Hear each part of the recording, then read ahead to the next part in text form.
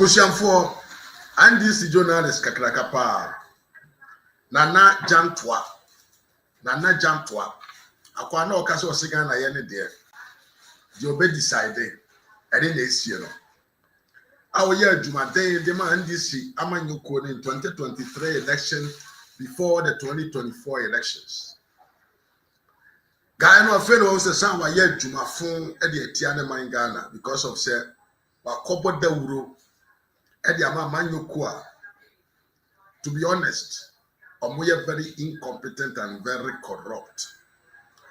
Yes, some last year, and some senior and said,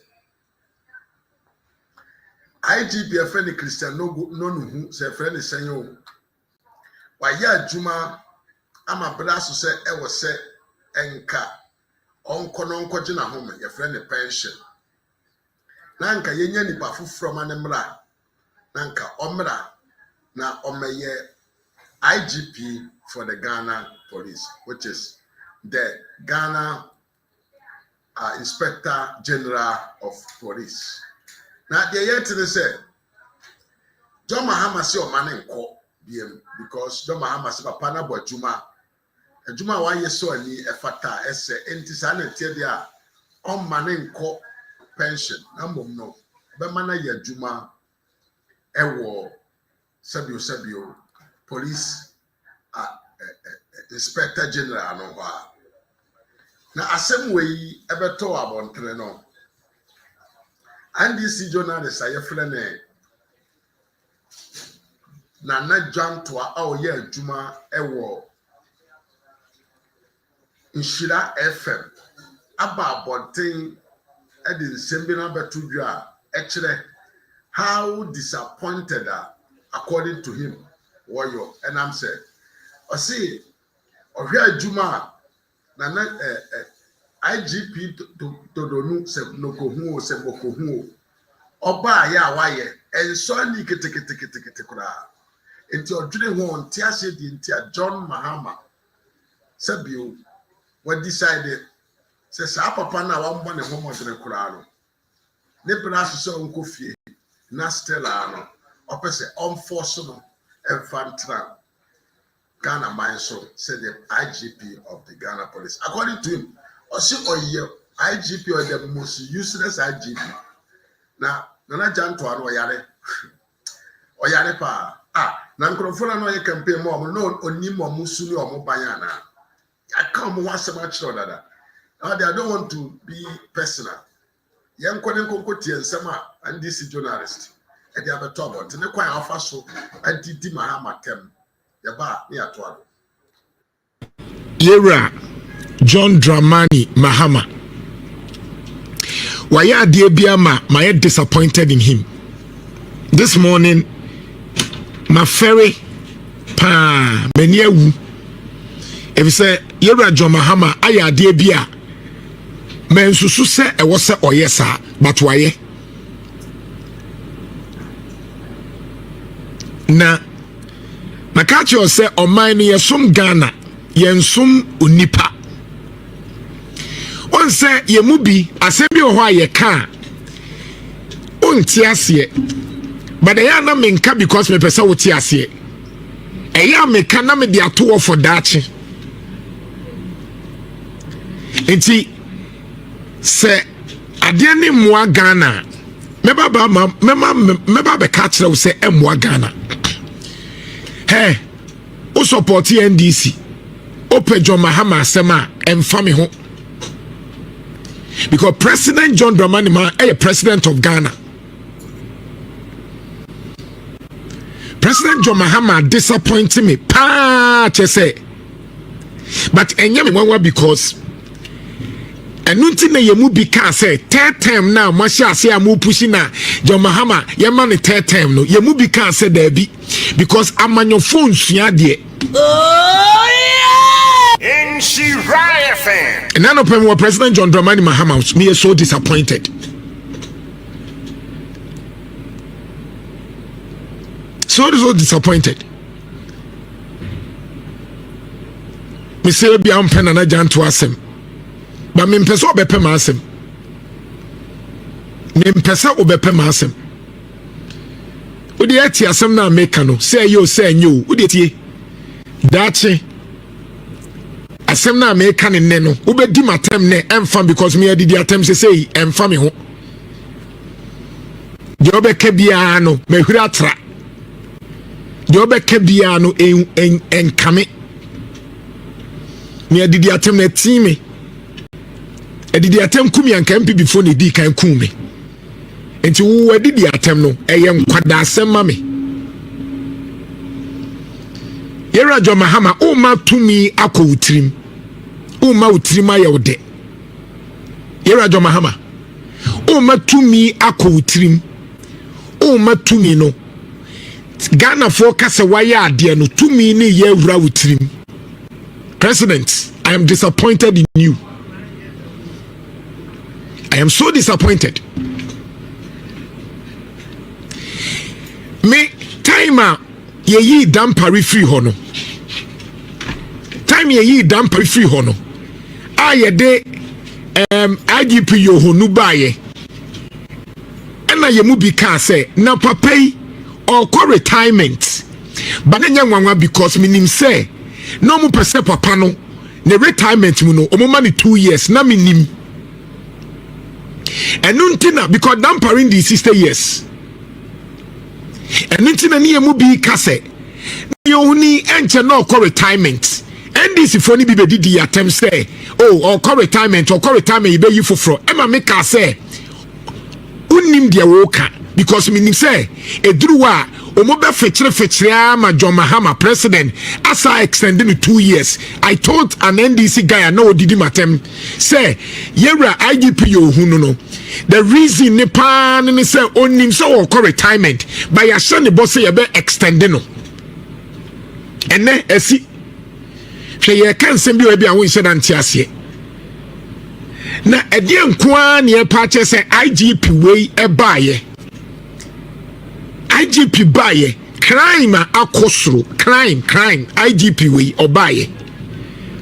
And your security issues obeka me say and no mienu a ema me ma Yera John Mahama 70% no and your mienu a me de 10 marks was security and gamsey obia woni me ka asam ne say eba security a Yera John Mahama ne IGP no moa no edurume bi me ka kire ne say IGP enyo NDC for dia me time no na hwan me time was IGP experience but I don't think say IGP where ye adwuma e go say yes am 2 years na nyema na ye kan ye no ene na abamu no. I'm trying to find sa the no social media NDC ni bedi matem so wo de bibia na IGP we call retirement no we are John Mahama aminim no o extend me catch so oboa me so minim John Mahama say ni nyina wi a ye be ma no I extend ni 2 years enra ene ye de beto ho sa council police council ne tina ase no o magia tum say obi a wadi 60 years no yen sama ni 2 years e ba ya and did be 1 hour and yes President John Mahama sagia tum say IGP no kra yen hu so ni policy nsema wo ye no ye ma ni 2 years biem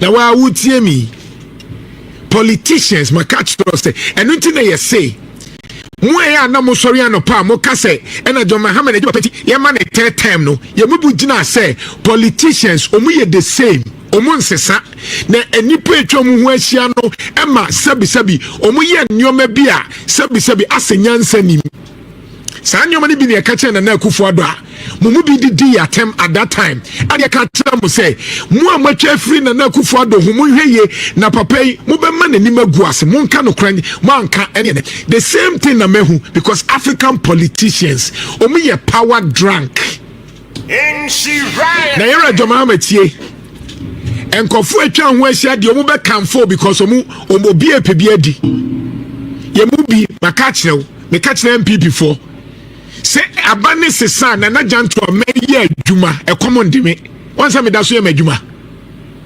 NDC mu lusu na na janto be ye adwuma e common de wo a wo ye DC wo a wo ye minister wo a wo ye CEO no wo na wo wadwuma e bebo me madwuma mbome se me se meye adwuma we ya for 20 years menye adwuma ye se me jai multimedia menye adwuma ye because a common day because I have the right certificate. Why we here DC ni minister when you come do and MPP for no on some way mobile ministers ni DC is now no more MPP no maya hand time on some way mobile now mo kasakra na yemfio na say minister ba ko a o friend kra edin oba also my ready for interviews. Minister now friend cross why busy and why ready for radio interviews. No MPP minister. Why ready and so that time no friend now the arrogance journey a hand time or no bekasa and why ready or baby akasa. Na na get to a platform na no mo say me NDC ni no. Sa platform ni na ya na bi pe and MPP for ni pe bi akasa. It's NDC for now, most of my say more support President Mahama say IGP yo hunu a yen so as a security person the war year as IGP. Near say 2 years because police council are recommended. Me say African leaders ebedin sem huna na yo mo matwa mu ho ahia. African leaders. So we say African leader be a power dranker. And you matwa nu ho ahia no e na yesa. Hwe obatan ne nim so obatan Tanzania mami fanidin to so. Tanzania mami ne nim so obatan ti Magufuli ewu ya wo koye no. Ne nim se obatan betimi aye nyoma na nsei otimi ama omutu aba no anya be 91% oba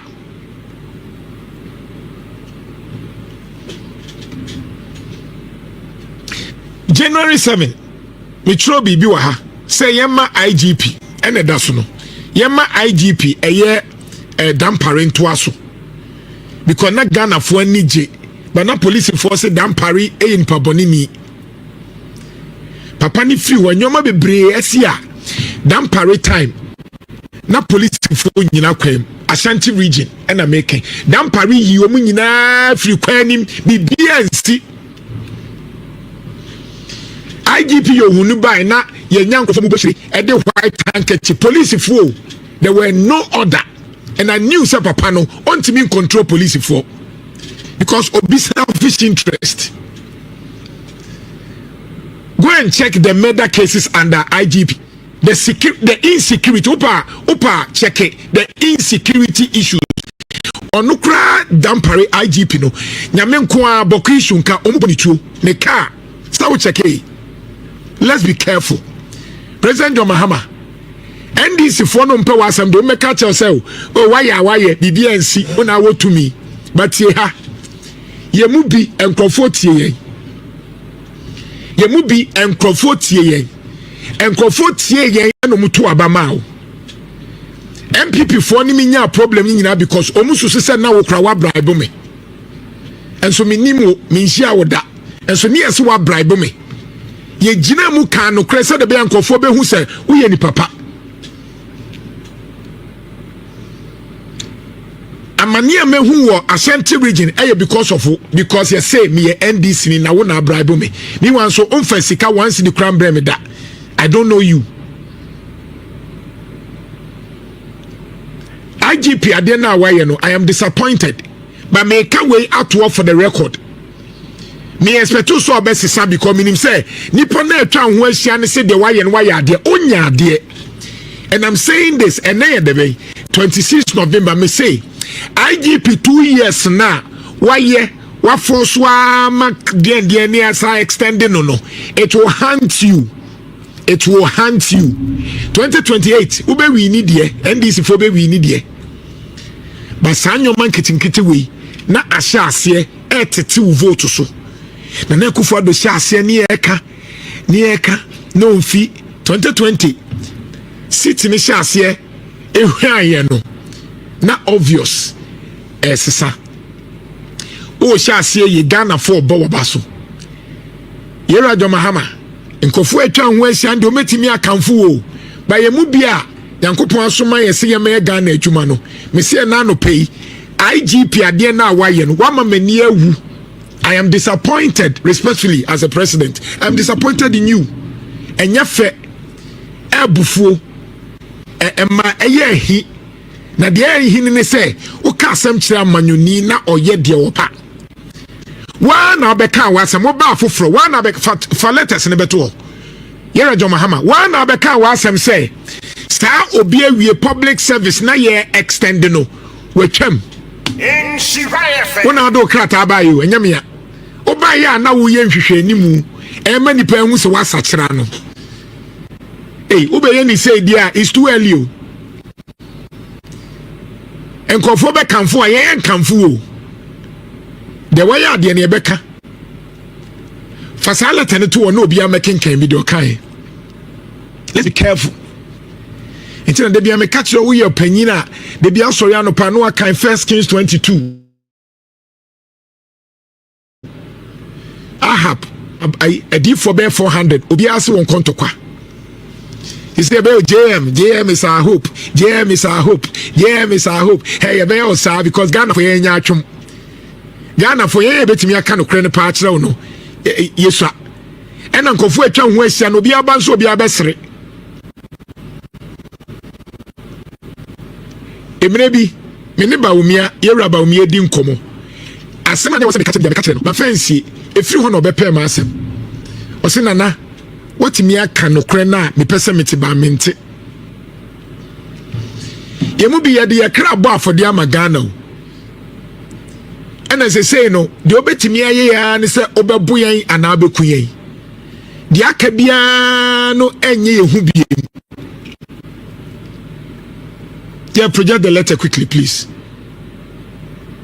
On one kasa ne kasemu President John Mahama by or say post-retirement contract, public service. IGP issue a public service, public. Or some or minor. And now why would they crata by say, sir, dear now, you obibe we 60. Yes, I'm on the public, there be the other one. And so now do we have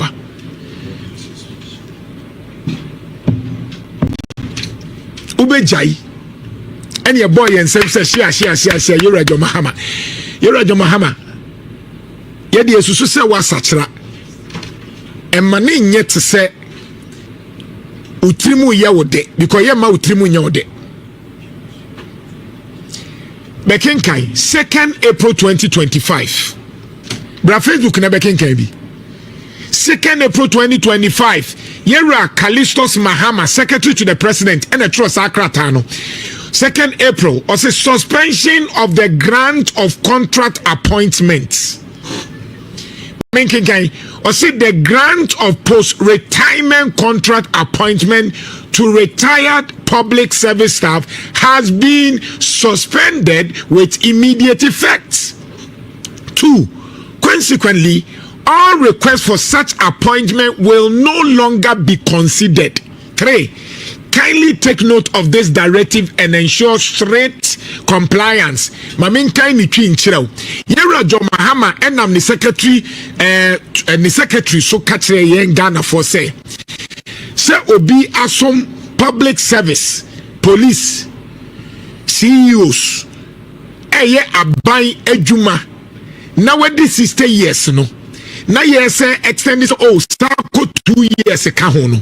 Or no as of 2nd April no we twam enti mu amode saa hyehyene ba say na janto na oye CEO of maybe Gihok na we did 60 years but na dwuma penti ye ma ni 2 years no o se saa de no ontie we twam enti obi a make sure say straight police council for kotena ase a IGP by December 28 now we di 60 years no yewra John Mahama no aka se saa de ne yetwamu no ono a tintesuo saa akotafre ka kire ye se IGP nkwa nanim nyansa wo police service ho enti ensa ma ni 2 years nto aso ono a se saa de no watwam but wasa akotam a reverse no aba be ye saa de we then you it means president you don't have principles. It means President John Mahama, you don't have principles. Only principles.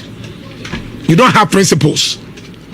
You can't principles say, at the end, enye. Me, I can say I have principle. I can speak against MPP. I can speak against NDC. Because now no one now me can't hear MPP. Make me at the same thing. Because I don't fear anybody. You don't have principles, President John Mahama. If indeed you have principles, sir, please, and please, go by your own directive. Say, Umma Obia, what this 60 years, public servant, and to also. IGP is a public servant. Please revoke. And yes, sir, Makenwie, Unaye president, Unko for Beka Sawaya, no problem. But I can tell you, posterity will judge you. Oh, yeah! Come on! Isra 104.5.